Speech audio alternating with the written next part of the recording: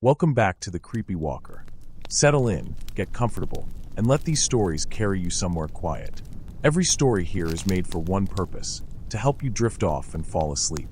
No jump scares, just slow, dark, and cozy storytelling right before bed. If you enjoy what I do here, please like this video and subscribe.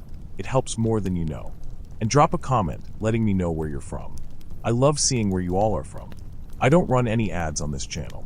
Not a single one. These videos are completely free for you, and I want to keep it that way. If you'd ever like to support me financially, I have a Patreon. The link is pinned in the comments and in the description below. Even the smallest support means everything and keeps this channel alive. Now, get comfortable. Close your eyes if you'd like. Let's walk. Graham buried our phones in a lockbox inside his truck the moment we arrived. And I want you to know that, because it matters for everything else. He put them in there himself. I watched him do it. Okay, so, I need to back up a little. Graham was a co-worker of mine at the time, project management side, and he was into what I would describe as wellness. Not casually. The way some people are into a sports team, that level of serious. He had been talking about this camping weekend for about 2 months before it actually happened. Digital detox, he kept calling it. The brain needed silence to reset properly. Frictionless silence was the exact phrase he used more than once. I remember that. I went because I got written up. That is the honest reason. I had been missing deadlines, not badly, but enough, and my manager had started CCING HR on things. Graham noticed and suggested the trip like it was a prescription. He genuinely believed it would help. I think he did anyway. At the time I thought he did. We drove out to the desert outside Cibola County on a Friday in May of 2018. Graham drove.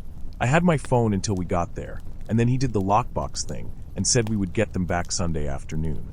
The lockbox had a combination. He knew it and I didn't. The first day was fine. Long but fine. We set up the tent, which was Graham's tent. I didn't have camping gear. He had all of it. He made a schedule for what we'd do each day. Sunrise stretches, long walk before the heat got bad, cook something, rest in the afternoon. He had instant coffee packets and a small propane setup. I was bored by early afternoon of day one and sat watching the desert, which is not interesting to look at for very long. Not for me anyway. Graham seemed okay. He sat and wrote in this yellow legal pad. He brought it with him everywhere that weekend. I asked once what he was writing, and he said notes, and that was the whole conversation. I started counting things on day 2 because I needed something to do with my head. I counted fence posts near the wash. There was a wash about a quarter-mile north of where we had set up, and I counted the posts twice, and got 17 the first time, and 15 the second. I figured I had miscounted. I counted empty cans near the abandoned fire ring, which was just a ring of rocks someone had left from another time, and that came out different both times too. I counted planes overhead. That one was harder to mess up, but by afternoon I had a number in my head, and then felt sure I had either missed one or counted one twice. I told myself it was the heat or the boredom or the sleep. I had slept badly the first night because of the ground and the wind. I did not immediately think anything was wrong. There was a dead tree northwest of camp. It had split at the top into 3 main branches, and there was a strip of blue tarp caught up high in the bark. I don't know how it got up there. Wind probably. That tree was easy to spot from most places in camp and from the morning hike, so I was using it as a reference point without really deciding to. Northwest. If the tree is there, camp is that way. Useful when the terrain is flat, and most things look the same. On the afternoon of day 2 I went to get water. There was a water cache about a mile out, Graham's setup. He had driven out before the trip and left jugs there. I went to bring 2 back. It took maybe 40 minutes. Maybe a little longer. I'm actually not sure. When I came back into the area near camp, I looked up, and the dead tree was east of camp. Not northwest. East. I stopped and looked at it. I thought I had gotten turned around, which I can do. I don't have a good internal compass. But I had been following my own footprints back. I could see them. I looked at the footprints going out and the ones coming back, and they were pointing where I thought they were pointing. I walked around and looked at the tree from a few different spots. It had the same scar down the trunk, a long dark stripe, lightning damage probably. It had the same blue tarp up in the branches. It was the same tree. I didn't say anything to Graham about it. I put the water jugs down and sat for a few minutes, and then helped with dinner, which was something with rice. The morning of day 3 I woke up and counted the fence posts again. I got 22 and then counted again and got 22 again. I had been getting 15 or 17 before. I went back and counted a third time and got 22. I had been wrong before probably. I don't know. I'm not saying the posts moved. I want to be clear about that. I counted wrong, most likely, and kept counting wrong. I think I kept miscounting a lot of things that whole weekend, and I am not totally sure why, and that is part of what I am trying to work out by telling you this. On the third day I did the morning walk alone because Graham said he was staying at camp to write. He did that sometimes, stayed back. I went northeast, away from the wash, walked for what felt like an hour, not too far, and came back and made coffee on the propane thing. I took a nap in the afternoon. The tent was hot, but I was tired. I slept on top of my sleeping bag with the door open. When I woke up, the light was different. Later, closer to sunset than I had expected. I sat up, and my left sock felt wet. I pulled it off, and there was blood on my foot, on the side near the heel, and a cut there, not big but real. The edge of it was clean, like I had stepped on something sharp. I had been asleep. I sat in the tent for a little while and looked at the cut. I went back through the morning walk in my head. I had been wearing shoes. I had not taken my shoes off. I did not have a memory of cutting myself at any point. When I came out of the tent, Graham was sitting by the fire pit. He had the legal pad on his knee. He looked up and said I had gone farther today. That word farther, not far, farther, like he was measuring it against something. I asked what he meant, and he looked back down at the pad. I walked over toward him. I could see the pages from where I was standing, and every page had writing on it. My name and numbers next to it. Times. The way you would write if you were logging something.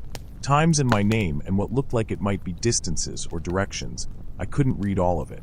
He closed the pad before I got close. I asked what he was writing, and he said notes. Same word as before. I asked him directly if he had been following me on the walks, and he said he had been paying attention, which is not the same thing as an answer.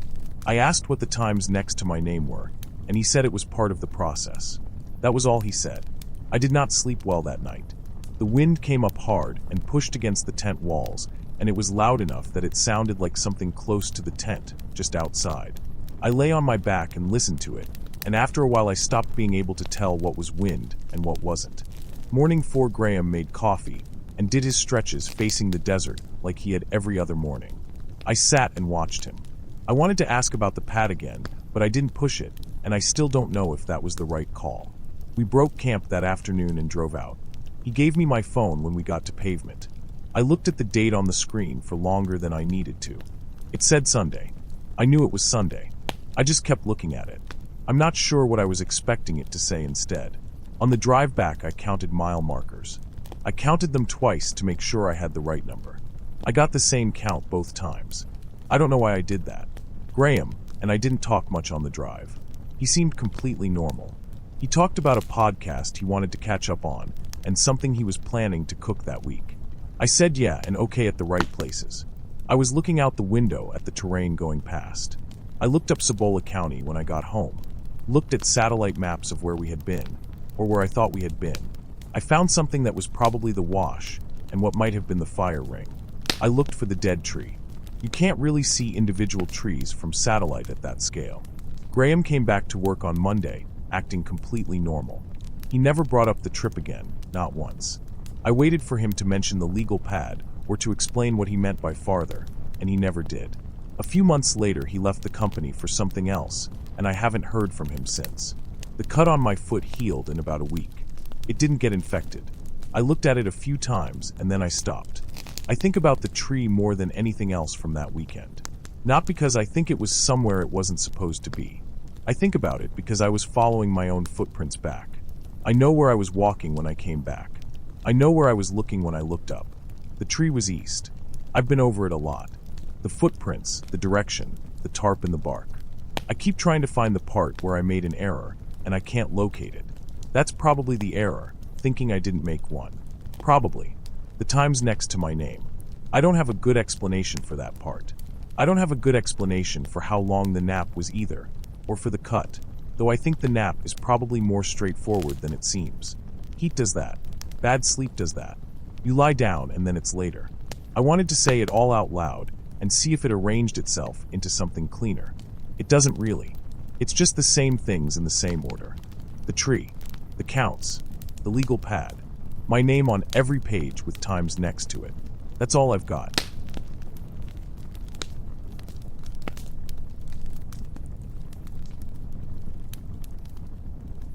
My son had gotten obsessed with astronomy that summer. He was 10. We took him camping off Route 16 near Blackwater Ridge because the campground advertised some kind of dark sky viewing field, and he wanted to use his new telescope without the light pollution from town. That's why we went. There's no other reason we'd have been there. When we pulled in, there was already a family at the site next to ours, or what looked like a family. A man and a woman and a little girl, maybe 8 or 9 years old. They had a pull-behind camper, one of the older boxy ones. I noticed the girl because she was wearing a red hoodie that was too big for her. Way too big, like an adult's, the sleeves coming way down past her hands. She kept pulling them down further, tucking them over her knuckles. It was hot that day. Not hoodie weather. That's the kind of thing you clock and don't think about, and then later you can't stop thinking about. The man and woman argued most of the afternoon. Low voices, not yelling, the kind of arguing where you can hear the tone but not the words. They were trying to set up the camper, and it was going badly. My wife heard it before I did. She said something to me about it, like those two are having a rough one, and I glanced over and then went back to what I was doing. I didn't want to stare. You don't want to get into someone else's business at a campground. Everyone's tired when they arrive. The man came over to us at some point. This was maybe 2 or 3 hours after we got there. He introduced himself the way people do at campgrounds, said something about being neighbors for the weekend, made small talk about where we were from. I don't remember his name now. I'm not sure I registered it at the time. He was friendly, more than friendly. He smiled a lot through the whole conversation, and the smiling didn't really track with what was being said. There'd be a pause, and he'd still be smiling, just holding it there. My wife brought it up later that night, said something felt off about him. I told her he was probably just one of those people who doesn't know what to do with silence. She said maybe. The little girl stayed over by their site the whole time. She didn't come over. My son tried waving at her once, and she didn't wave back. He tried again a little later. Nothing. He moved on.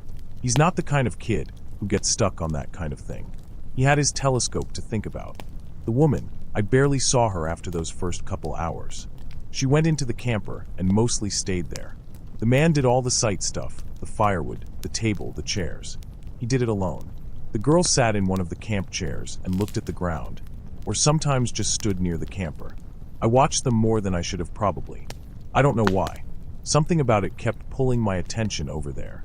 Around 11 that night, I decided to take my son out to the viewing field. My wife stayed at the tent. She's just not interested in the telescope stuff. That's always been more of our thing, his and mine. We grabbed blankets, and I filled a thermos with hot chocolate, and we walked out across the campground. The field was on the far side of the bathhouse. When we came around the side of the bathhouse, the little girl was standing there. Just standing there alone, not moving toward anything, not doing anything, just standing in the space between the bathhouse wall and the tree line. It was late, well past when a kid that age should be out by herself. My son stopped walking, so I stopped. He said something to her, something like, "Hey," or "Are you okay?" Just the natural thing you'd say. And she asked him what year it was.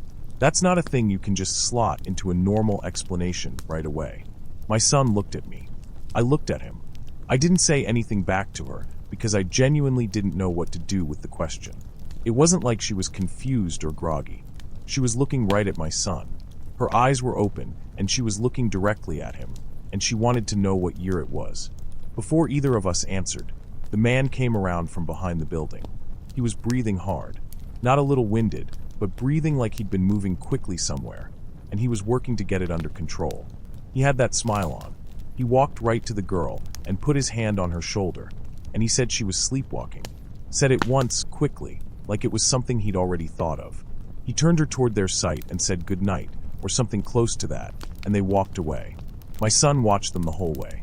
He kept looking back as we walked to the field. He didn't say much. We got out there, and he set up the scope, and we found Jupiter and a couple of other things and drank the hot chocolate.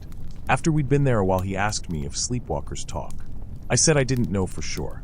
He let it go. We were out there about an hour when the power went out across the campground. All the lights in the bathhouse went dark. The campers and trailers went dark. We could see the flashlight beams starting up between the trees, people checking on each other, calling between sites.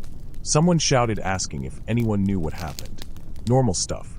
Power outages aren't unusual. Then there was a scream from somewhere near the bathrooms. One short, and then nothing. My son grabbed my arm. I put my hand over his and told him to stay with me, and we started back. I was trying to go fast, but not run. I don't know why running seemed wrong to me at that moment. It just did. My wife was standing outside the tent when we got back. She had a flashlight going. She grabbed my arm before I could say anything and pointed downhill toward the road that ran along the edge of the campground. The camper was pulling out. It was moving out of the campground with no lights at all. No headlights, no running lights, nothing. Just a dark vehicle moving in the dark and then turning onto the road. My wife told me to look at the back of it. She might have said it, or she might have just pointed. I can't get it clear. The little girl was in the rear window. She had both hands flat against the glass, and she was hitting it. Steady, both hands hitting the glass. Not trying to wave. Hitting. And then they were around a bend and gone. We stood there. Other campers were out by then, people with flashlights, people talking. My son asked what was going on, and I told him I didn't know. My wife had her phone out trying to reach someone, and the call wasn't connecting right away. Someone at another site said they'd heard the scream too. No one knew where it came from.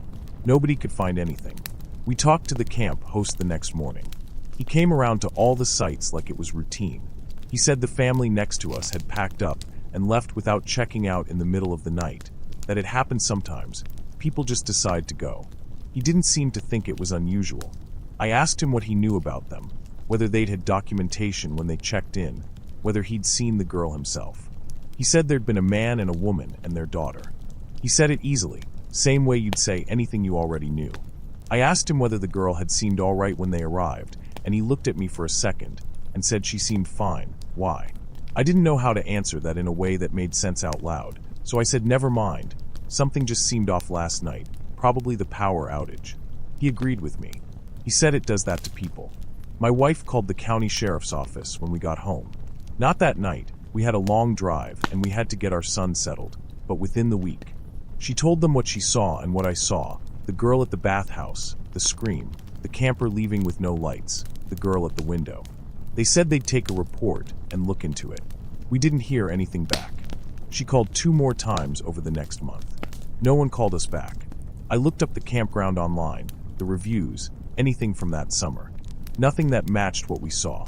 I tried different searches for Route 16, for the area, for anything that might have been reported. I didn't find anything. My son asked me about it a few weeks later. Out of nowhere, we were in the car, and he asked what I thought she meant when she asked what year it was. I said I didn't know. He sat with that a minute and said maybe she was confused from being asleep. I said maybe. He nodded and moved on to something else. He's good at moving on. I've looked up sleepwalking since then. Sleepwalkers do sometimes talk. It's documented, it's real. They can say words and phrases. What they say is usually nonsense or something from a dream. Not a direct question. Not something they hold and wait for an answer to while looking you in the eye. The other thing I can't work out is where he came from. He came from behind the bathhouse. If the girl had walked out of their camper while she was sleeping, he'd have come from the direction of their site. The bathhouse was not in that direction. I've thought about what would put him behind the bathhouse at that hour, and I don't have an answer. I don't know what the scream was. I don't know who those people were. I know the car was moving when she was hitting the window, and I know both her hands were flat on the glass, and I know we never found out anything more than that.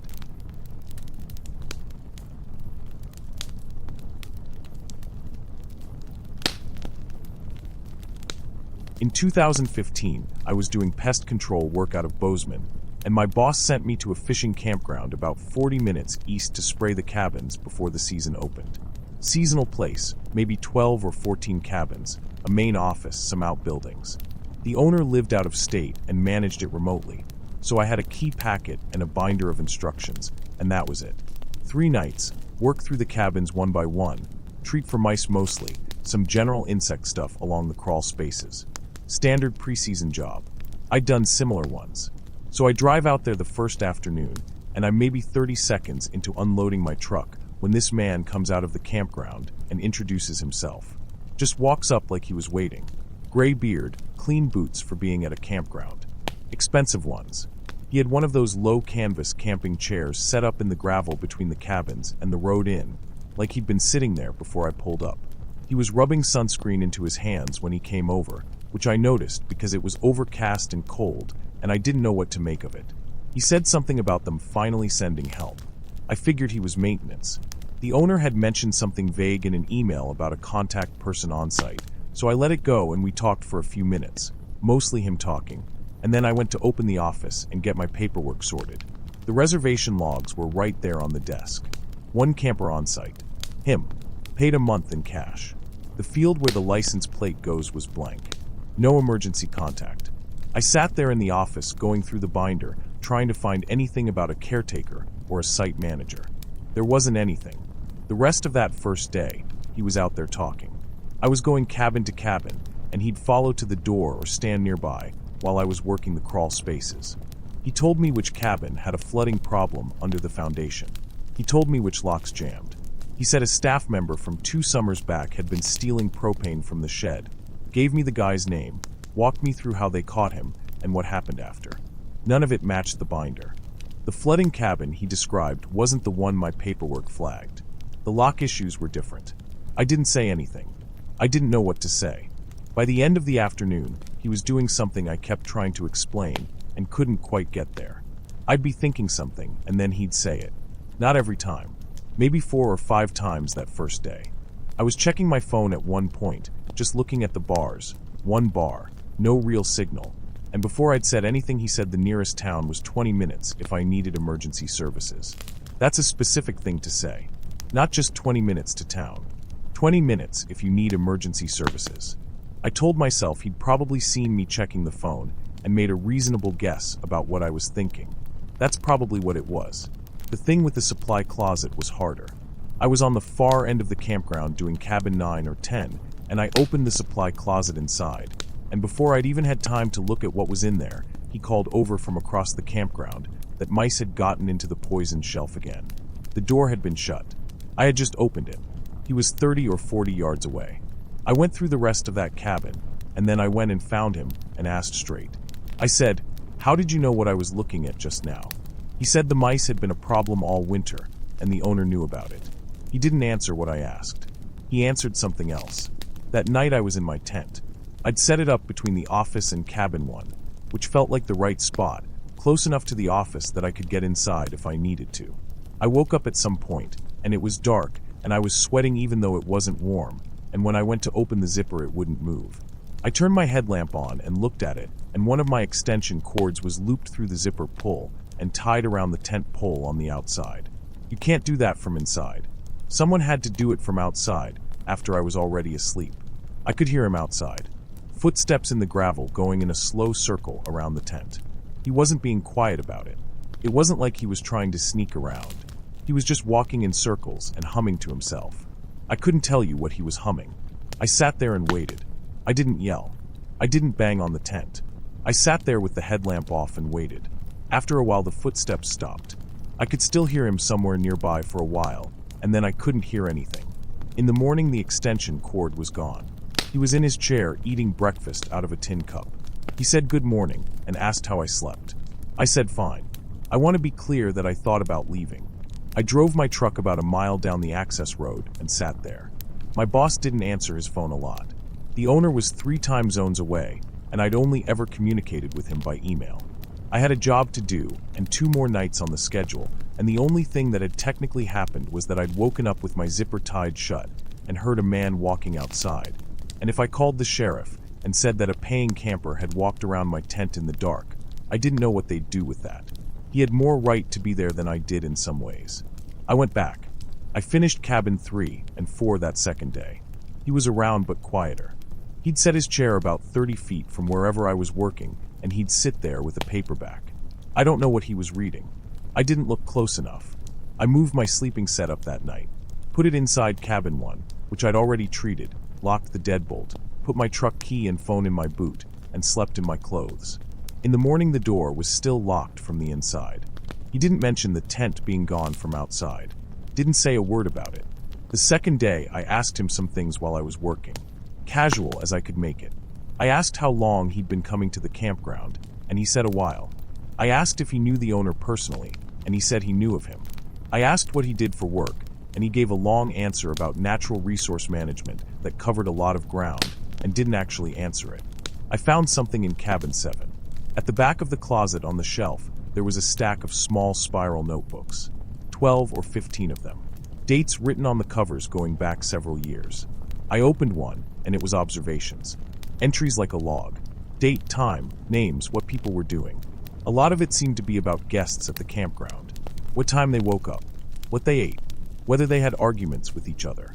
One entry mentioned 2 women in cabin 4 who had a fight the second night of their stay and didn't speak to each other for a full day after. Another was about a man who went out on the water every morning early and always came back with nothing and never seemed bothered by it. I put them back the way I found them. I didn't know if they were his. There was no name on them anywhere. I closed the closet and finished cabin 7 and moved on. He came over to my truck at dinner time, knocked on the window, and asked how cabin 7 was coming along. I said it was done. He said something about that closet always collecting junk. He said it the way you say something when you've both just been talking about the same thing. We hadn't. On the 3rd day I tried to finish up and get packed and gone before dark. 2 cabins left, and I did them both in the morning. I was rolling up hoses by noon. He came over and asked if I needed help carrying anything to the truck. I said no. He stood there while I loaded up. When I got in the cab, he came to the window and said it was good to finally have someone competent out here. I said thanks. I didn't know what else to say. I was maybe halfway down the access road when I checked the mirror, and he was standing at the entrance to the campground watching the truck go. Not waving, just standing there with his hands at his sides. I called my boss when I got signal and told him the job was done. I mentioned the man, said there was a long-term camper on site, and my boss said the owner had told him something about a regular. I asked if he had a name, and my boss said he'd have to check with the owner. He never got back to me on it. I drove back through Bozeman and stopped at a gas station and sat in the parking lot probably 20 minutes before I went inside. The company sent someone else out at the end of the season to close the place up. I asked her later how it went, and she said the site was empty when she got there. No campers, nobody around. She said it didn't look like anyone had been there in a while. I don't know what to do with that. I've thought about the notebooks a lot. Whether they were his. Whether they went back far enough to have entries about me in them by the time I left. I didn't think to check that when I had them in my hands, and I've thought about it since. I don't know what he was. I don't know how he knew the things he knew. I finished the job and I didn't go back, and that's about all I can tell you.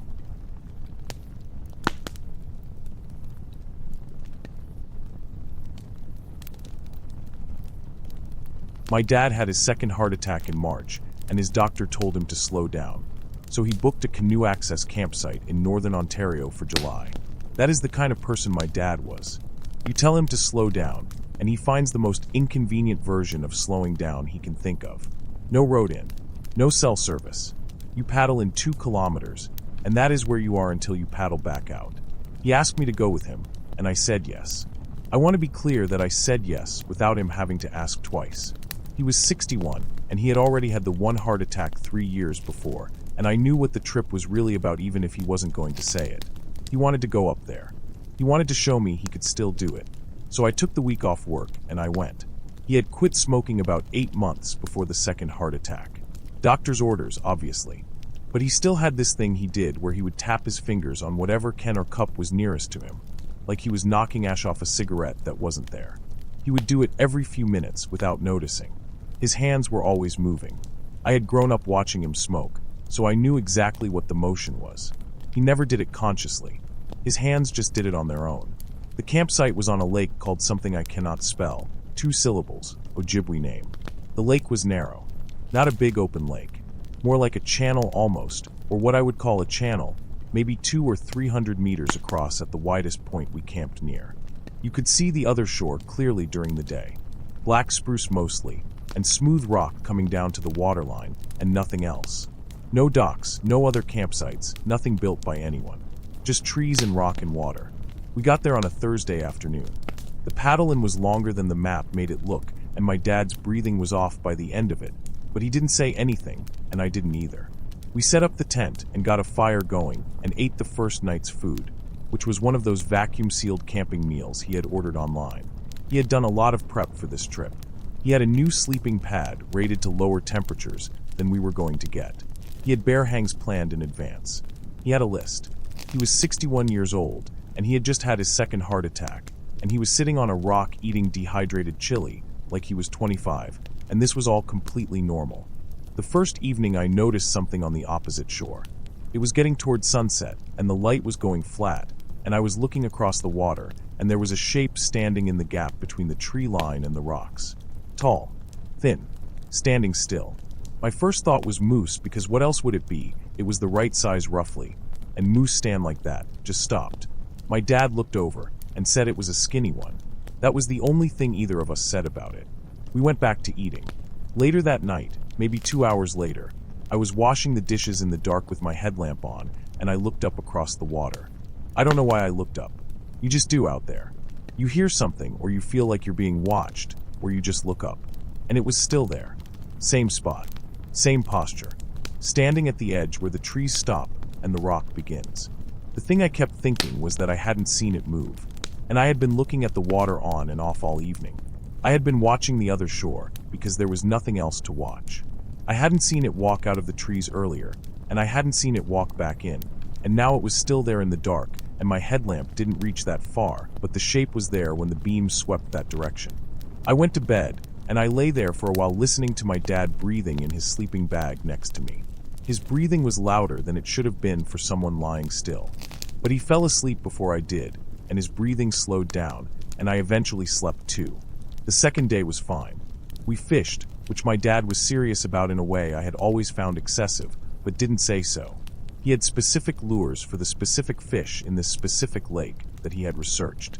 He caught 2 walleye and put them both back. He seemed happy, or as close to happy as he got in practice, which meant he was focused and not complaining. His hands did the ash-tapping thing on the gunnel of the canoe probably 30 times over the course of the day. I counted for a while, and then stopped counting. In the afternoon I asked him how he was feeling, and he said fine. I said I meant since March, and he said he knew what I meant and he was fine. That was the whole conversation. Second night, rain came in after dinner. Hard rain. The kind that turns the lake's surface silver because everything is just bouncing. We had a tarp strung up between trees, and we sat under it, and my dad brought out a card game he had packed. Cribbage. He was teaching me, and I was a bad student. Not because I couldn't learn it, but because I find cribbage genuinely boring. But I sat there and learned it because it was something to do with my hands, and something for him to focus on. His breathing was heavier that night. I was aware of it. He would deal, and then breathe out slowly in a way that seemed deliberate, like he was managing something. I didn't say anything. He didn't say anything. We played cards. It was after midnight. I know because I checked my watch at some point, and it was 12:20. He was dealing. He had the cards in his hands, and he was dealing them, and then he stopped. Just stopped mid-deal. He was looking past me, over my shoulder, toward the water. I turned around. There was a shape on the opposite shore, directly across from our fire pit, which had burned down to coals by then. Close enough that my headlamp reached it, or close enough that the ambient light from the fire and the tarp reached it. I don't know which, but I could see it more clearly than I had the first night. It was pale in sections, along the sides, where I would have expected fur to be dark with rain, the way a moose gets when it's wet. There were pale sections instead. Not white, just not the dark brown I would have expected. And it was tall. I keep coming back to how tall it was, but I also know that distance does things to your sense of scale, and I was tired, and it was dark and raining, so I don't want to make too much of that. My dad folded his cards together. Quietly. Slowly. The way you do when you don't want to make noise. Then the thing went down on all fours. I want to be careful about how I say this, because this is the part one have gone back to the most times, and I don't want to say it wrong. It bent down. It went from standing to on all fours. That motion happened. I watched it happen. But when it was on all fours, it was not lower than it had been when it was standing. It was the same height, which does not make sense. I know it doesn't make sense. I'm not saying it makes sense. I'm saying that is what I saw. My dad put the cards face down on the camp table. We did not talk about what we were looking at. I don't know if that was a mistake. At the time it felt like the correct thing was to not talk about it. Like talking about it would require one of us to say something definitive, and neither of us had anything definitive to say. I watched the shape for maybe 2 or 3 minutes. It did not move. It did not make noise that I could hear over the rain. Eventually, I turned my headlamp off because I didn't want to have the light on anymore. I don't know why. I just didn't. My dad picked his cards back up and looked at them for a moment and then put them down again. He wasn't going to keep playing. I wasn't either. We sat there under the tarp listening to the rain for a while, and then he said he was going to bed, and I said I was too, and that was that. I lay there that night listening to his breathing again. It was worse than the night before. Not alarming, I told myself. Just worse. At some point I must have slept because I woke up in daylight and the rain had stopped. In the morning I looked across the lake. Just trees and rock. Whatever had been there was gone, or had never been there in any lasting way. My dad made coffee on the camp stove. His hands did the ash tapping thing on the side of his mug 4 times before he caught himself doing it and stopped. He seemed rested. He seemed fine. He asked if I wanted to fish again, and I said yes. We paddled out, and I kept looking at the opposite shore, the section directly across from the campsite. The rock came down to the water in a flat slope, and there was nothing there. No marks in anything, though I don't know what marks I would have been looking for. A moose would leave tracks in mud or soft ground, but the rocks were just rocks. I didn't see anything that told me what had been there, or what it had done after we went to sleep. We did not talk about the night before. Not on the water, not at lunch, not when we came in. My dad made dinner, and we ate it, and he read for a while before dark, and I watched the opposite shore. Nothing came out of the trees. We paddled out the last morning and drove home. My dad slept in the passenger seat for most of the drive, which he would never have done before March. He woke up somewhere around Barry and looked out the window and said something about the walleye being bigger than he expected for this time of year. I said yeah. He tapped ash from a cigarette that wasn't there against the window frame twice, and then his hands went still. I think about that trip maybe once a week still. I think about the ash tapping. I think about him folding the cards quietly. I think about whatever was on the other shore and the way it went down without going down. I don't have an explanation for it. I've looked up what animals live in that part of Ontario, and none of the pictures help.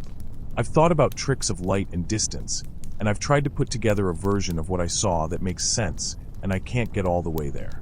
The height when it went down. I can't get past that part. My dad is fine, by the way.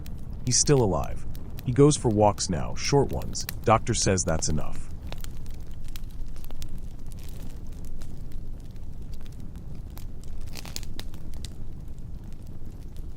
My cousin Mark bought a campground in northern Wisconsin that he probably should not have bought. That is where this starts.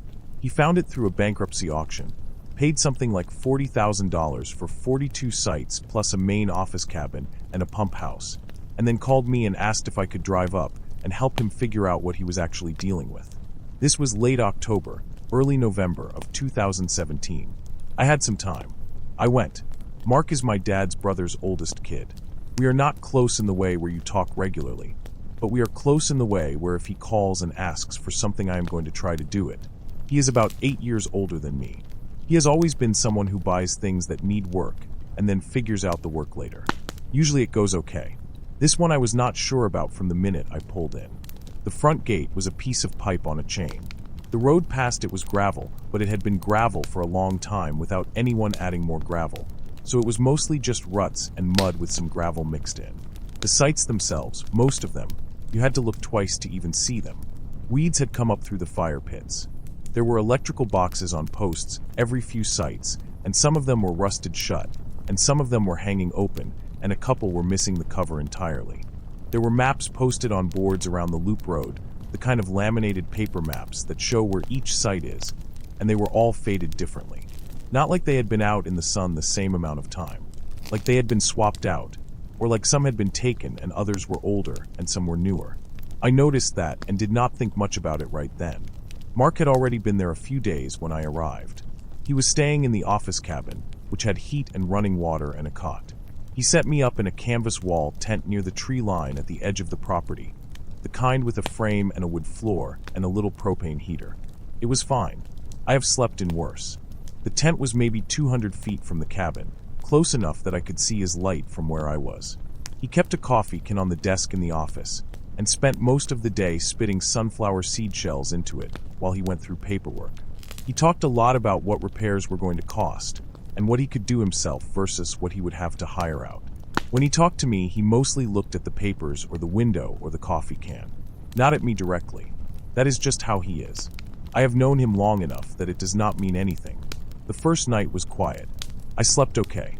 The second day, I walked the whole loop road, all 42 sites, with a clipboard and wrote down the condition of every electrical box. Some of them were just cosmetic.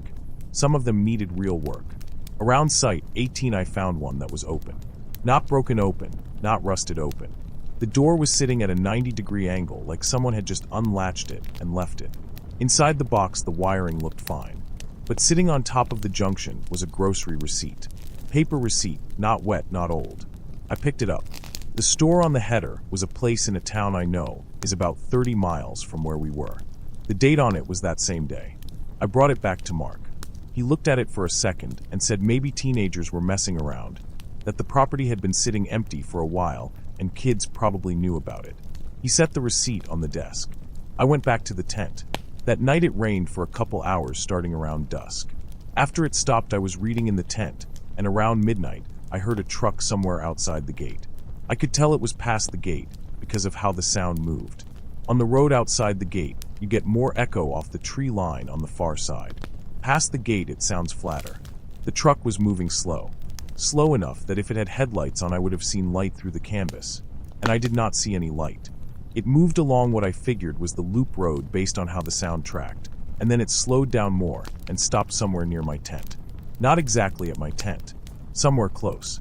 It stayed stopped for maybe 10 seconds, and then it kept moving, and then I heard it go back out past the gate, and then it was gone. I lay there for a while. Then I got up and unzipped the tent and looked out with my flashlight. I walked to where I thought the truck had stopped. The gravel was wet, and I could see marks, but the gravel does not hold a track the way dirt does. I could not tell much. I went back to the tent. In the morning I walked the loop road again, and when I got to Site 24, which has an RV hookup post, the indicator light on the box was on. The power was running to it. I had checked that box the day before, and it was dead. I went back and got Mark and showed him. He said it was probably old wiring doing something, a short somewhere. He would look at it. I told him to look at the back of the site. Behind the hookup, going into the woods, there was an extension cord. Orange, heavy gauge, running from the hookup post back into the trees maybe 30 or 40 feet to where the tree line started. And then it kept going into the dark past, where I could see without walking in there. I did not walk in there. Mark stood there looking at it. He did not say anything for a while. Then he said he would deal with it, and he walked back toward the cabin. I followed him, and he made coffee, and got back on the phone with whoever he was calling that day about permits or insurance or whatever it was. He did not bring up the cord again. I watched him not bring it up. That afternoon I drove into town and got food and some other supplies. I was back before dark. I ate dinner in the tent and read for a while, and then around 9 I went outside to brush my teeth. I use a headlamp for that. I have a little routine where I spit into the weeds at the edge of the gravel. I am standing there doing that, and I look back toward the hookup post at Site 24, which I could see from where I was standing, and the extension cord is gone. Not cut. Gone. Like someone had reeled it back up and taken it. I walked over and looked. The hookup box was closed now. The indicator light was off. There was no cord. I looked at the ground where the cord had been going into the tree line, and there was nothing there. No impression in the pine needles that I could see in the dark, but I was not going to walk into the trees to look harder. I went back to brush my teeth, and when I came back around to the front of the office cabin I stopped. My flashlight was hanging from the doorknob of the cabin. I use a specific flashlight, a Phoenix. It was the one I had been using to check the electrical boxes the day before. I had left it in the tent. I was pretty sure I had left it in the tent. It was hanging from the doorknob by its wrist strap. I took it off the knob and turned it on. Nothing. I shook it. I unscrewed the cap, and the batteries were gone. The flashlight was there. It worked. The switch was fine, but the batteries were out. I do not know if there had been batteries in it when I left it in the tent. I thought there had been. I use that flashlight enough that I keep track of when the batteries are getting low. They had not been low. I knocked on the cabin door, and Mark opened it. I showed him the flashlight and told him where I had found it. He took it and turned it over and handed it back. He said maybe he had grabbed it by accident. I asked him why it was on the outside doorknob and not inside. He said he did not know. Maybe he had set it there and forgot. I asked him if he had gone into my tent. He said no. I went back to the tent and checked, and nothing else seemed moved. My stuff was where I had left it. I put new batteries in the flashlight from my bag and set it next to my cot and lay there for a long time. The thing I kept coming back to was the truck. The truck had stopped near my tent. Not near the cabin, near the tent. And whoever was driving knew the road well enough to drive it in the dark without headlights and slow enough not to make much noise. They knew the road well enough to know where the loop went and how to get back out. That is not someone who found the place by accident. The receipt in the electrical box meant someone had been there that day. Not the day before, not a week before. That same day before I found it before dark. And the box was closed when I checked it, and I had opened other boxes on that walk, and this one opened cleanly. It was not stuck. It was latched. So they had closed it after they put the receipt in, or before, I am not sure, but they had worked the latch. The extension cord thing is the part one still do not have a good way to think about. It was there in the morning. I saw it. Mark saw it. And then it was gone the same night. Reeled up and taken back into the woods or taken somewhere. Whoever put it there came back and got it. That means they were watching for when we were not at that site. Or they had another way to know. Mark left 2 days later. He said he needed to get back for something, a work thing. I do not remember. He said he would be back the following weekend to keep going. He asked if I was okay to stay through the week, and I said sure. I did not have anywhere I needed to be. I do not know why I said that. I could have left. I stayed 4 more days. Nothing else happened that I could point to and say that was something. But there were things. A different map on one of the boards. One I had not seen before, not faded at all. Fresh lamination. I did not put it there, and Mark was gone by then. A fire ring at Site 7 that had ash in it, gray ash, not the old black stuff in the other rings. Recent, maybe a few days old. I do not know. I did not test it or anything. On the last day, I walked the whole loop one more time, and everything was just a campground. Weeds and wet pine needles and rusted boxes, and the whole thing. I packed my gear, loaded my truck, closed the canvas tent back up the way I had found it, and left. I called Mark about a week later to ask how it was going with the property. He said he was probably going to sell it. He had gotten some numbers back on the septic system, and it was not going to work out. I asked if anything else had happened out there. He said no. I did not push it. He sold it about 4 months later. I do not know who bought it.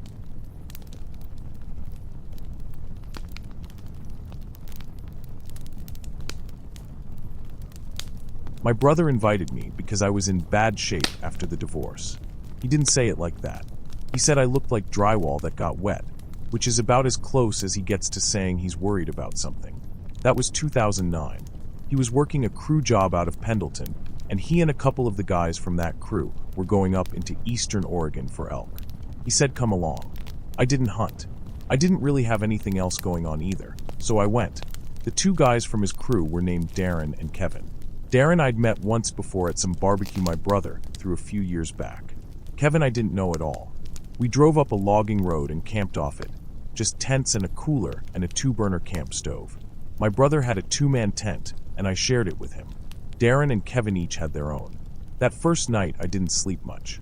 My hip was killing me from the ground, and one of the guys, I assumed Darren, was snoring loud enough that I kept waking up thinking it was something outside. So I was awake more than I was asleep, and at some point it got light enough that it didn't make sense to keep trying.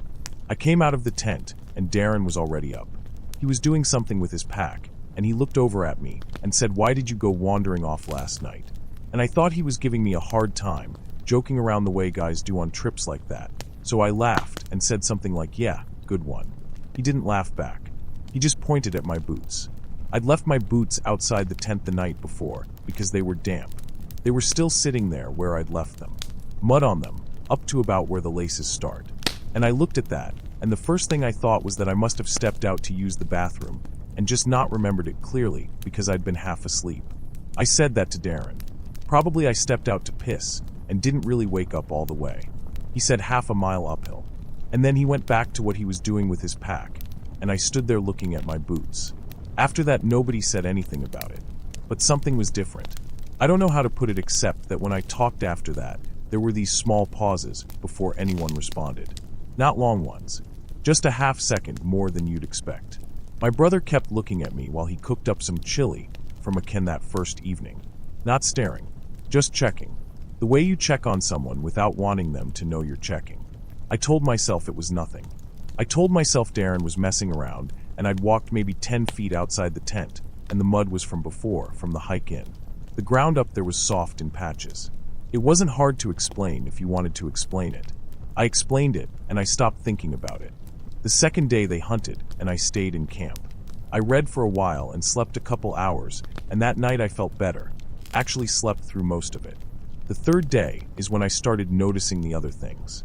I had a flashlight, a good one. I'd put new batteries in it before the trip, and when I tried to use it that morning it was completely dead. And I knew I hadn't used it because I'd been getting up in the night and using my phone for light instead. The flashlight was at the bottom of my bag, and the phone was easier. There was no reason for those batteries to be dead. I put it down to a bad batch and borrowed a headlamp from my brother for the rest of the trip. That same morning there were pine needles in my sleeping bag. Not a few. A handful of them down toward the foot of the bag, and a couple near my end. And I thought about when those could have gotten in there. I'd had it zipped up when I wasn't in it. I hadn't dragged it outside. I couldn't work out how they got in there. Then one morning, I want to say it was the fourth day, I woke up and my calves were cramped. Both of them, badly, the kind you get from overexertion. I'd been sitting in camp. I hadn't done anything. And there was dirt under my fingernails, packed in there.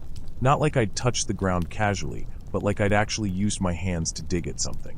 I washed my hands, and I sat with the cramps until they eased off, and I didn't say anything to the other guys. I kept going back to the boots. I kept trying to think about whether I could have walked somewhere in my sleep without knowing it. I'd never done anything like that before, as far as I knew. My ex-wife had never mentioned it, and we'd been together almost 10 years. I tried to find an explanation that worked, and I couldn't, so I just left it there in my head, that unresolved thing, and went through the rest of the day. What changed the whole dynamic was the last night. We were around the fire after dinner, and Kevin asked me not to do the whistling thing again after dark. Just like that, straightforward. Can you not do the whistling thing after dark? And I had no idea what he was talking about. I said, what whistling thing? He looked at me for a long moment, longer than the question called for, like he was working out whether I was joking. And then he said that the night before I'd been standing outside his tent at 3 in the morning and whistling. 2 notes, same 2 notes, over and over. I told him I hadn't done that. He said he'd looked out of his tent and seen me standing there. He described what I was wearing, which was what I'd been sleeping in. He was specific about it. I didn't have anything to say to that. I just sat there. My brother was looking at the fire. Darren had his head down. Nobody said anything else about it. The fire was going, and everything went quiet the way it does when a conversation ends wrong, and nobody wants to be the one to pick it back up. And then from out past the edge of camp, from somewhere in the trees, there were 2 notes. Whistled. Same interval, twice, and then nothing. I looked at my brother. He was already looking at me. Nobody moved. Nobody said anything. One of them, I think Kevin, asked if we should do something, and nobody answered him. And after a while the fire got low, and we went to bed. I didn't sleep at all that last night. I lay in the bag, and kept checking my hands in the dark, and I didn't hear anything else from outside. I just lay there until it got light. We packed up in the morning and drove out. Nobody talked much. They hadn't gotten an elk, which was something to talk about if anyone had wanted to, but nobody did. Darren rode with Kevin. My brother and I were up front, and I kept waiting for him to say something, but he didn't bring it up until we were maybe an hour from the main highway. He said he needed me to be straight with him about whether I was okay. Not an accusation, he said. He just needed to know. I told him I didn't know what had been going on up there. I told him I wasn't doing things on purpose. I told him about the calves and the dirt under my fingernails and the batteries and the pine needles. And I think the pine needles was what got to him, because he'd been in the tent with me, and he said there had been some in his side of the bag too. Not as many, but some. He didn't say anything for a while after that, and then he said he knew I'd been going through a hard time, and he just wanted to make sure I wasn't. The word he used was unraveling. He said he wasn't trying to be cruel. I told him I wasn't unraveling. I don't know if I believed that. I've thought about it a lot since then. There are a few ways to look at it, and none of them sit right. One is that I was walking in my sleep, doing things in my sleep, with no memory of any of it. Which would mean the divorce, or the stress, or something had knocked something loose in me that hadn't been loose before. That's the one my brother settled on, I think. He never said it directly, but I could tell that was where he landed. Another is that something was wrong with me medically. Some kind of episode or series of episodes. There are conditions where people do things and have no memory of it, not just sleepwalking, other things. I looked some of it up over the years, but I never went to a doctor about it because I didn't know how to explain it without sounding like I was talking about my mind rather than my body.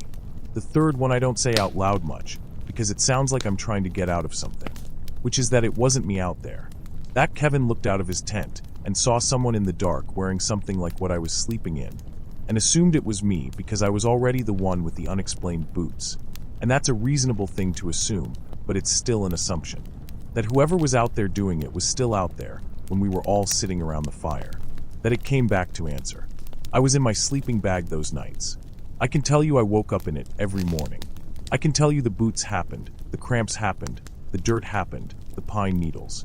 I can't tell you how any of it connects. We never did another trip.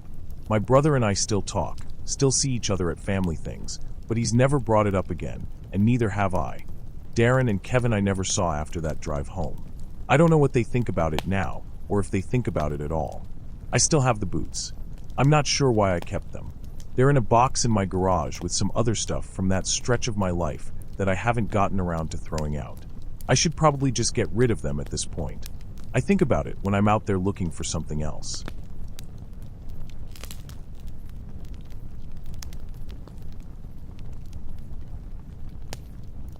My girlfriend at the time was really into outdoor survival stuff. That's the part you need to know first. Not because it's interesting, but because it's why we were there at all. She followed these channels online, YouTube mostly, guys who went out and slept on frozen lakes and ate things they found and filmed it. She watched them constantly. And after a while she started doing it herself, the trips, and she wanted me to come, so I went. I'm not an outdoors person. I want to say that clearly. I went because she asked me to, and because at that point I would have done pretty much anything she asked. We'd been together about 8 months. It was January of 2021. The place was on the upper coast of Maine, a stretch of shoreline along a lake. I don't know exactly which one. She had found it through one of those forums she was on. We drove up from Portland, and then off onto roads that got smaller, and then onto what I guess you'd call a logging road, packed dirt, frozen solid. Parked where she said to park, and then hiked in maybe 40 minutes with everything on our backs. She had all the gear. She knew what all of it was for. I carried what she told me to carry, and set up what she told me to set up. The tent was a 2-person thing, not big, but she said it was rated for low temperatures. I don't remember what temperatures. Low ones. She'd done this kind of thing 4 or 5 times before, and nothing bad had happened, so I wasn't thinking about it in terms of whether anything would go wrong. We made food on a small stove she had. I don't even remember what it was, something out of a pouch. We ate it and got in the tent. She always fell asleep right away. I'm telling you this because it matters. She could fall asleep anywhere, in cars, in airports. It didn't matter what was going on around her. We'd be in the middle of a conversation, and then she'd just stop. 1 second talking, next second her breathing changed, and she was gone. She'd cinch the hood of her sleeping bag around her face until you could barely see her. She did this everywhere. She did it that night. I didn't sleep as well. I never slept well camping, any kind of camping. Not because anything was wrong, I just couldn't get comfortable, and my brain wouldn't stop. So I was awake. That's the only reason I know any of this. The tent was near the edge where the shore dropped down to the lake. The lake was frozen. You could hear it during the day, these low cracking sounds when you walked on it. And at night there were sounds too, kind of groaning, the ice contracting or expanding or whatever it does. I'd heard it the first couple of hours after we turned in. Wind too, pushing on the tent walls. Around 2 in the morning, I don't know exactly when, I noticed it had gotten quiet. Not just quieter. Quiet. The ice had stopped making sounds. I'm not sure why I noticed it. I think because the sounds had been there, and then they weren't, and my brain registered the change. The wind was still there, but whatever the lake had been doing under the ice it had stopped doing. Then I started feeling something. Not hearing it. Feeling it. Like a pressure in the ground. I don't know how to explain it without saying more than I know. The ice outside was doing something. Flexing. Like when something heavy is on it. Not a crack, not a sound, just the pressure of weight, and it was rhythmic. It was not random. It came in intervals. It was coming from far out on the lake. That's the impression I got. It was far away, and it was coming toward the shore. I unzipped the top vent of the tent. Just an inch, maybe 2. The moonlight was coming down flat on the lake. All the way to the other side, to where the trees were, just flat white. Nothing on it. Nothing that I could see. But the pressure kept coming. And here is what I couldn't work out and still can't. The intervals were wrong. Whatever was crossing the lake was covering ground too fast for how slow the intervals were. If I pressed on it now, if I had to describe it, I'd say it was like hearing something every 10 seconds that should have been every 2 seconds if something was walking. Does that make sense? The space between each impact was too long for how much ground was being covered. I had no way to measure that. I just know that each time I felt the next one, it was closer than I expected it to be. My girlfriend made a sound and rolled over. That's the only thing she did the whole time. I kept watching through the vent. The lake stayed empty as far as I could see. The pressure kept coming in those intervals. It was getting closer to the shore. And then I saw something interrupt the moonlight, maybe 30 feet out from the tent, low to the ice, wrong proportions. I want to be careful here because I'm not sure what I saw, and I don't want to say more than that. It was wide in the middle, long. The closest thing I can say without saying what it actually looked like is two animals side by side, but that's not right either. It was low to the ice. It had no height to it. It stopped. It wasn't hiding. It didn't go down or change shape. It just stopped, stood there or sat there, or whatever it was doing, right there on the ice, not moving. I stayed at the vent. I didn't move. I didn't do anything. I don't know how long it was still for. It felt like a long time. Then I heard breathing, right outside the tent, near my feet, not near the vent where I was looking out, the other end of the tent. Slow, not loud, close, and the shape on the ice had not moved. I want you to understand what I'm telling you. The shape on the ice had not moved. I could still see it. It was still out there, still in the same place, still low, not changing. And there was breathing outside the tent near my feet at the same time. I pulled back from the vent. I got into my sleeping bag. I don't know why I did that. It wasn't a plan. I just did it. I lay on my back, and I did not make a sound. The breathing outside continued for, I think, a couple of minutes. Maybe less. It's hard to say. It was not fast. It was not like an animal panting. It was slow, measured, like something at rest. Then it stopped. And then after a while the lake started making its sounds again. Sounds. The settling or whatever. Like a switch got flipped. I did not look out the vent again. I lay there until it started getting light. I didn't sleep. When she woke up she could tell something was off. She asked what happened and I told her I'd had a rough night and hadn't slept, which was true, and I left out the rest. I don't know why. I think I wanted to walk the shore first. I think I thought I might see something that would explain it. Tracks or something. Some shape of an animal that had been there. And then I could tell her the whole thing with an explanation attached. Like here's what happened and here's what it turned out to be. I walked the shore. I walked out onto the ice a little. She was breaking down the tent. I went about 30 feet out, where I thought the shape had been. The snow on the ice out there was light, wind-blown, not packed. I was looking for something pressed into it. Something to indicate weight. I didn't find tracks. Not human ones, not animal ones. There was a section where the surface looked different, disturbed, like something had been dragged or had moved across it. But I don't know if that's what it was. It could have been wind. It could have been anything. I came back and helped her with the gear, and we hiked out. I've looked up what lives in that part of Maine. You know, animals. Things that would be active in January on a frozen lake at night. There are things. There are things that could explain parts of it. I'm not saying there isn't an explanation. I'm saying the explanation I can find doesn't cover the spacing of the pressure intervals, and it doesn't cover the two locations at the same time, and I haven't found anything that covers both of those at once.